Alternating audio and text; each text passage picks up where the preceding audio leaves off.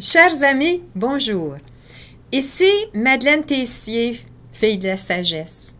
Cette semaine, nous vous présentons la 5e série des émissions sur le mystère de l'Alliance. La semaine dernière, nous avons été invités à répondre à une question très importante. À l'exemple d'Abraham, comment faisons-nous confiance à Dieu dans la foi? Cette semaine, nous puiserons dans le livre de l'Exode afin de découvrir avec Moïse le Dieu du peuple d'Israël. Vous vous rappelez l'épisode du buisson ardent?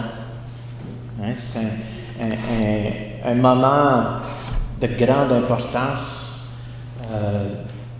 parce que c'est là que Dieu va révéler son nom puis qu'il va aussi un peu annoncer le plan qu'il a pour Moïse. Alors, vous vous rappelez un peu l'histoire de Moïse? Moi, je prends toujours pour acquis que tout le monde le sait, mais on m'apprend tout le temps là, que c'est pas si évident que tout le monde connaît l'histoire de Moïse. Alors, je vous ai déjà raconté comment est arrivé, est-ce que le peuple hébreu se retrouve en Égypte. C'est pas leur terre promise, l'Égypte, là. Mais qu'est-ce qu'ils font? Ils sont tous rendus là depuis 400 ans. Ils sont rendus esclaves d'une autre nation. Le plan de Dieu, il ne fonctionne pas bien gros, là. Hein? Alors, je vous ai parlé de Joseph. Puis là, avec Joseph, il a pu sauver toute sa famille. Alors, ses 11 frères. Puis son père, il les ramène tous en Égypte. Il leur nourrit pour les prévenir de la famine. Puis à un moment donné, ben là, il se multiplie. Là. C'est la promesse de Dieu qui se réalise en Égypte. Une grande descendance aussi nombreuse que les étoiles dans le ciel, ben, ça veut dire qu'il se multiplie tout ce temps-là. Puis là, ben, les Hébreux commencent à être tellement nombreux que les Égyptiens commencent à avoir peur. Et dire, ils sont quasiment plus nombreux que nous autres. Si jamais il y a quelque chose qui va mal, ils pourraient nous chasser de notre propre pays, je ne sais pas. Ils ont eu une peur. Alors le pharaon, il déclare une loi. On va tuer tous les enfants mâles. On va contrôler la population des Hébreux. D'où sort l'histoire de Moïse. Moïse, qui a été sauvé des eaux. Alors sa maman, à sa naissance, pour pas qu'il soit tué, parce qu'il aurait dû être tué, Moïse, elle le met dans un panier d'osier, elle le met sur le fleuve, pas loin où la princesse du pharaon se baigne, puis là, ses servantes trouvent ce panier, trouvent l'enfant dedans, puis là, elle le prend comme son propre enfant, puis là, pour le nourrir, ben là, elle va chercher une servante parmi le peuple hébreu, puis ça donne que c'est la mère de Moïse. Alors, là, Moïse finit par grandir dans les palais du pharaon. Il est instruit comme un Égyptien. Puis là, il y a des pouvoirs, il y a des connaissances. Puis là, le peuple hébreu est réduit en esclavage pour toute la main-d'œuvre dont ils ont besoin pour construire leur pyramide. Alors, c'est une vie dure. Une vie difficile pour le peuple hébreu.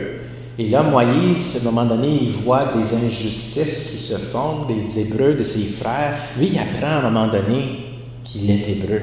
Hein? Puis, vous avez juste à voir le film, avec 10 commandements. Vous allez tout avoir appris l'histoire. Mais, ou allez lire dans votre Bible, c'est tout là, d'abord. Je vous ai expliqué hier comment Moïse, quand que Dieu choisit quelqu'un, c'est pas toujours quelqu'un qui a tout et qui est toujours le meilleur gars pour l'occasion. Je vous ai dit que quand Dieu va voir Moïse, personne ne veut l'avoir. Ni les Égyptiens, ni le peuple hébreu. C'est parce qu'en Égypte, ben là, puisqu'il a voulu défendre un Hébreu, les Égyptiens disaient « Hey, t'es qui toi là? Sur quel bord tu joues? » Hein? Puis là, ils ont voulu le chasser. Puis parmi les Hébreux, puisqu'il a tout vécu sa vie avec les Égyptiens. Il dit, ben, t'es sur quel bord, toi, là? Comment ça se fait que c'est juste à la dernière minute que tu te révèles la même? Fait qu'ils ont comme été chassés. Puis là, Moïse se sauve dans le désert. Puis là, il se retrouve avec cette famille de nomades qui ont des bergers. Ils protègent les femmes de ce clan-là, d'un brigand. Puis là, le père, il dit, ben, tu peux avoir une de mes filles en mariage. Alors, il se marie, puis là, il devient un des bergers. Alors qu'il s'occupe des moutons. Là, on est rendu au chapitre Exode 3, verset 1. Hein? Moïse faisait paître le petit bétail de Jéthro, son beau-père. Il l'amena par-delà le désert et parvint à la montagne de Dieu, l'Horeb. Vous n'avez pas ça dans vos feuilles, mais c'est ceux qui ont leur Bible qui suivent. L'ange de Yahvé lui apparut dans une flamme de feu du milieu d'un buisson. Moïse regarda, le buisson était embrasé, mais le buisson ne se consumait pas. Alors Moïse dit, je vais aller faire un détour pour voir cet étrange spectacle. Bon, à un moment donné, Moïse l'appelle. Yahvé, Dieu l'appelle, il dit, Moïse, Moïse. Alors Moïse dit, me voici. Il dit, n'approche pas d'ici, retire tes sandales de tes pieds, car le lieu où tu te tiens est une terre sainte. C'est important qu'on commence à comprendre des petites choses ici, mais qui vont prendre une ampleur. Là où se trouve Dieu, là se trouve une terre sainte, un lieu sacré, un lieu où on ne vit pas n'importe comment. Tout le sens du respect d'un lieu sacré va se développer beaucoup plus à travers cette nouvelle alliance que Dieu va faire avec Moïse et son peuple.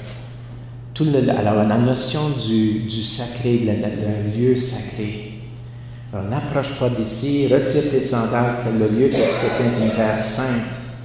Et il dit, je suis le Dieu de tes pères, le Dieu d'Abraham, le Dieu d'Isaac, le Dieu de Jacob. Alors, ça fait longtemps là, que Jacob a passé. Hein? Ça fait très longtemps. 400 ans. Là, Alors, Dieu se révèle finalement à Moïse. Yahvé dit, j'ai vu la misère de mon peuple qui est en Égypte. Alors, ce que Dieu est en train de faire, il est en train de rappeler à Moïse la promesse qu'il a faite à ce peuple-là. Il est toujours fidèle à son alliance. Hein? Là, il est en train de raconter à Moïse la promesse. Alors, j'ai entendu son cri devant ses oppresseurs. Oui, je connais ses angoisses. Je suis descendu pour le délivrer de la main des Égyptiens et le faire monter de cette terre vers une terre plantureuse et vaste, vers une terre qui ruisselle de lait et de miel, vers la demeure des Cananéens, des Héthites, des Amorites, puis ainsi de suite. Bon, maintenant, le cri des Israélites est venu jusqu'à moi, et j'ai vu l'oppression que font peser sur eux les Égyptiens. Maintenant, va, je t'envoie auprès de Pharaon. Fais sortir d'Égypte mon peuple, les Israélites. Puis qu'est-ce que je vous ai dit hier à propos de Moïse? Hein? Moïse dit à Dieu, qui suis-je pour aller trouver Pharaon et le faire sortir d'Égypte, les Israélites? Dieu dit, je serai avec toi, et voici le signe qui te montrera que c'est moi qui t'ai envoyé. Quand tu feras sortir le peuple d'Égypte, vous servirez Dieu sur cette montagne. L'Horeb, la montagne sainte. Ce sera là où on va souvent se réunir. La montagne devient un peu comme une stèle, un mémoire, un mémorial, le lieu où Dieu a fait rencontre, où Dieu renouvelle son alliance. L'Horeb devient une montagne sainte. Et là, Dieu se révèle. Hein? Moïse dit à Dieu, voici que je vais trouver les Israélites, et je leur dis, le Dieu de vos pères m'a envoyé vers vous. Mais s'ils me disent, quel est son nom, Que leur dirai-je? Oh, Dieu dit à Moïse, « Je suis celui qui est. » Un beau nom, hein? Je suis celui qui est. Et il dit, voici ce que tu diras aux Israélites. Je suis m'a envoyé vers vous. Dieu dit encore à Moïse, tu parleras ainsi aux Israélites. Yahvé, le Dieu de vos pères, le Dieu d'Abraham, le Dieu d'Isaac, le Dieu de Jacob m'a envoyé vers vous. C'est mon nom pour toujours, et c'est ainsi que l'on m'invoquera de génération en génération. Un nom. C'est important, un nom, hein? Imaginez si dans votre famille, on vous appelait toujours par « Hey, toi, là! » plutôt que par votre nom. Comme un nom, ça a tellement d'importance. C'est pour notre identité, mais aussi pour entrer dans une relation. Imaginez rentrer dans une relation d'amour, puis vous vous mariez avec quelqu'un dont vous ne connaissez pas le nom de la personne. C'est un peu bizarre, hein? Mais rentrer en relation avec un Dieu dont on ne connaît pas le nom, ben, ça peut aller juste aussi loin que ça peut aller. Mais quand que Dieu se révèle, puis là, il s'annonce par un nom, ça ajoute beaucoup à cette relation d'intimité qui va pouvoir avoir lieu avec Dieu. Et là, Dieu va donner des instructions à Moïse par rapport à sa mission. Va réunir les anciens d'Israël et dis-leur, Yahvé, le Dieu de vos pères, m'est apparu,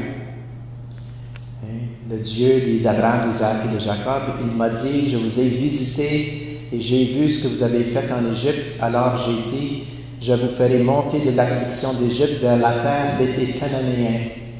Alors là, il est en train de renouer l'alliance qu'il avait faite avec Abraham, la promesse qu'il a faite. Il dit, je ne vous ai pas oublié, j'ai entendu vos prières. Il y a du monde en Égypte qui croit encore au Dieu d'Abraham, d'Isaac et de Jacob, qui le prie pour une délivrance. Et là, Dieu vient répondre à leurs prières. C'est tout ce que Dieu est en train de dire à Moïse. Et là, Moïse recevra de Dieu des consignes pour affronter Pharaon. Et on verra tout là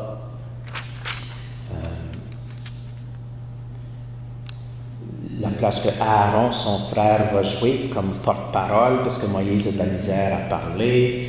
Première entrevue avec Pharaon, puis là, toutes les plaies d'Égypte. Pharaon, il ne va pas plier facilement à la demande de Dieu par Moïse de délivrer les Hébreux. Ça va prendre du temps, ça va prendre bien des signes de l'œuvre de Dieu. Mais alors, on passe par-dessus tout ça, là. On pourrait dire bien des choses. Et je dois vous parler de l'alliance que Dieu a faite avec son peuple. Alors là, je suis obligé de... Alors, après les plaies d'Égypte, la dernière plaie, ça a été chaque premier mâle de chaque famille, l'ange de la mort a passé dans le territoire et c'était la mort. Hein? Les Hébreux ont été protégés de cette mort. Comment? Hein? Alors, le repas pascal, le repas avec l'agneau, avec le sang, on avait marqué les portes, les seuils des portes des maisons. L'ange voyait la marque de sang. Ça, c'était le signe. Ah, c'est une famille d'Hébreux ici, je ne tue personne là. Ça a été un événement marquant pour le peuple hébreu. Dieu qui les a protégés de l'ange de la mort. Puis à cause de cet événement-là, Pharaon a finalement plié. C'est ce qui a permis aux Hébreux de quitter l'esclavage en Égypte, traverser la mer Rouge. Un autre miracle, on saute par-dessus tout ça, là, pour aboutir dans le désert, puis aboutir au mont Sinaï. Le lieu où Dieu va se révéler à son peuple, puis qui va leur dire quelque chose de super important. Moïse monta vers Dieu. Le Seigneur l'appela du haut de la montagne. Tu diras à la maison de Jacob. C'est qui Jacob encore? Hein? Le petit-fils d'Abraham qui porte aussi le nom de Israël. Okay? Fait quand on dit Jacob, ou si on dit Israël, c'est la même personne, la même nation, le même peuple. OK? Alors tu diras à la maison de Jacob, alors au peuple d'Israël, et tu annonceras aux fils d'Israël, vous avez vu ce que j'ai fait à l'Égypte, comment je vous ai porté comme sur les ailes d'un aigle, et je vous ai amené jusqu'à moi. Alors là, Dieu est en train de leur faire comprendre, je suis votre Dieu sauveur. Ça, c'est la première expérience que ce peuple-là ont eue de Dieu, d'un Dieu sauveur. Parce que jusqu'à date, Dieu a parlé à Abraham, a parlé à Isaac, a parlé à Jacob, mais pour le peuple dans son ensemble, Dieu est demeuré quand même plutôt invisible. Alors là, Dieu se révèle à tout le peuple d'Israël. Puis là, il dit, c'est moi qui vous a sauvés. C'est un événement qu'ils vont se rappeler pour toujours. Hein? Un Dieu sauveur. Ça, c'est la première expérience de leur Dieu. C'est pas négligeable. En fait, quand vous prenez votre Bible, quand on a commencé à écrire la Bible, on a parlé d'abord de cette expérience-là. Tout ce qui est venu avant n'était pas écrit. La première chose dont on a écrit par rapport à Dieu, ça a été leur expérience d'être sauvés par Dieu. Et après cela, ils se sont dit, il faudrait parler un petit peu plus de ce Dieu sauveur qui est aussi notre Dieu créateur. Et c'est là qu'ils ont mis par écrit l'histoire de la création, pour essayer d'expliquer d'où vient notre vie, d'où vient la souffrance, d'où vient la mort, par l'entrée du péché. Alors vous comprenez un peu comment on est arrivé à tout mettre ensemble la révélation de Dieu à son peuple, mais le tout a commencé avec cette expérience fondamentale. Puis j'aimerais ça que prenez juste quelques secondes pour... Quelle a été pour vous votre première expérience de Dieu qui a été marquant pour vous? Où vous vous êtes dit, c'est comme si vous rencontrez Dieu d'une façon plus personnelle. Peut-être ça a été à un très jeune âge. Peut-être vous avez vécu quelque chose où Dieu s'est manifesté à vous d'une façon spéciale. Ça peut être simplement dans votre première communion. Il y en a qui vivent quelque chose de très fort dans la première communion. Ou ça peut être un événement ou un accident. Vous avez été protégé de la mort dans un accident, puis vous avez fait une expérience de Dieu là-dedans. Je ne sais pas. Mais c'est important que vous puissiez connecter vous-même à votre expérience de Dieu. Comment Dieu s'est révélé à vous personnellement? Parce que ça, c'est une histoire importante dans votre vie. Si vous aviez à faire un témoignage de votre foi, est-ce qu'il y a un moment spécial où vous dites, Dieu a fait ça pour moi ce jour-là? Puis depuis ce temps-là, il y a quelque chose de spécial que je vis avec le Seigneur. Puis si vous vous dites, j'ai pas d'histoire, il n'y a rien qui me vient, ça ne veut pas dire que vous êtes moindre que les autres qui sont ici. Vous avez la foi. On vous a transmis ce cadeau qui vous est cher. Vous êtes héritier de ce même héritage. Mais peut-être Dieu a encore à se révéler à vous d'une façon toute spéciale. Alors demandez-lui de faire signe. C'est jamais trop tard. À quel âge tu as commencé avec Abraham encore? Hein? Il n'était pas un jeune homme. Alors, tous ceux qui ont moins de qui ont plus que 80, il y a encore de la chance, là. Hein? Il y a encore bien de la chance. Dieu peut se révéler à vous d'une façon extraordinaire. Maintenant, si vous écoutez ma voix et gardez mon alliance, je vous tiendrai pour mon bien propre parmi tous les peuples, car toute la terre est à moi. Il y a quelque chose de très spécial ici qui se dit. Je vous tiendrai pour mon bien propre. On devient la propriété de Dieu. Quand que Dieu dit « Vous êtes mon peuple », je vous ai choisi. L'élection divine, c'est de ça dont on parle maintenant, là. Vous êtes ma propriété, mon bien propre, parmi tous les peuples. Alors, c'est un peuple choisi spécialement par Dieu. Je vous tiendrai pour un royaume de prêtres, une nation sainte. Voilà les paroles que tu diras aux Israélites. Moïse alla et convoqua les anciens du peuple et leur exposa tout ce que Yahvé lui avait ordonné. Et le peuple entier, c'est important, d'un commun accord, répondit: tout ce que Yahvé a dit, nous le ferons. Tout ce que Yahvé a dit, nous le ferons. Moïse rapporta à Yahvé les paroles du peuple. Alors, il y a quelque chose d'important qui est en train de se développer ici au niveau de l'alliance entre Dieu et son peuple. C'est plus avec un individu, c'est avec tout un peuple. Puis là, il est en train de révéler à son peuple: je veux faire de vous une nation sainte. Un peuple sacerdotal. Puis, dans le mot prêtre, le prêtre, c'est celui qui agit un peu comme médiateur entre Dieu et le monde, qui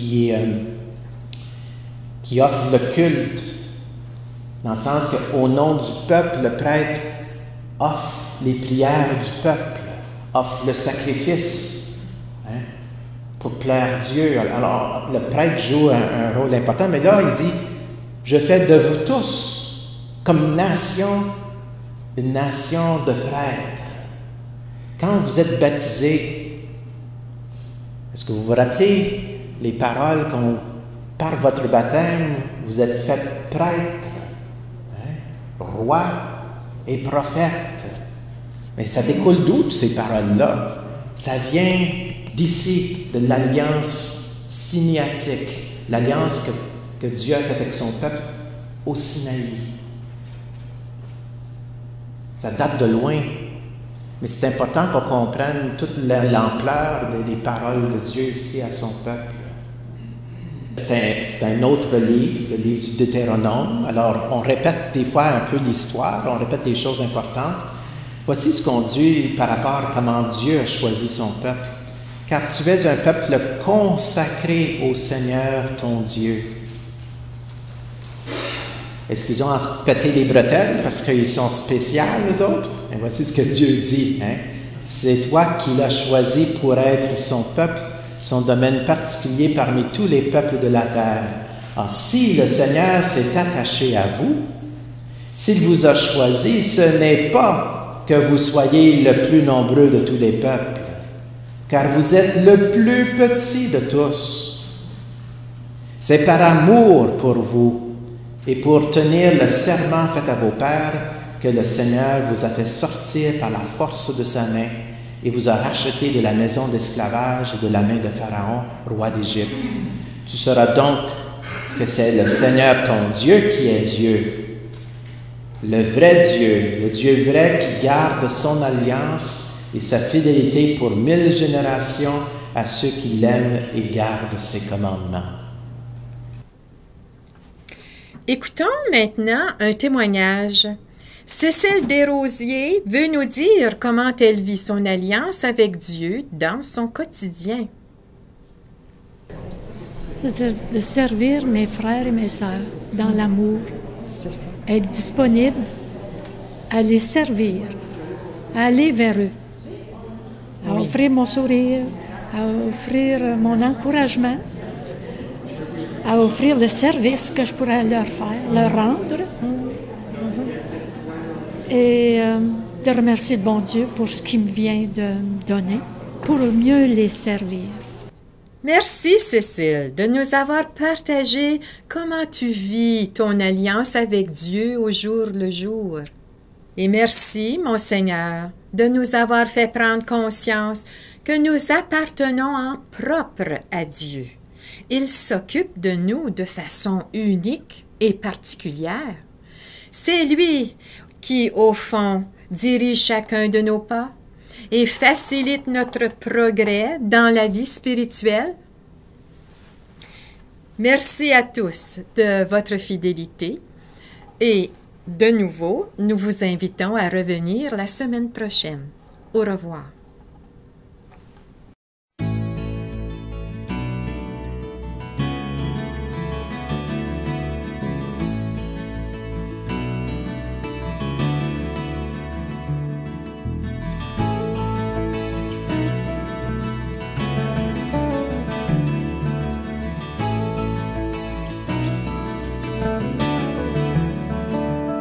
Tous ensemble, il me semble, on pourrait changer le monde de jour en jour, de cœur en cœur, par des gestes d'amour. Tous ensemble, il me semble, on pourrait changer le monde en changeant tout d'abord son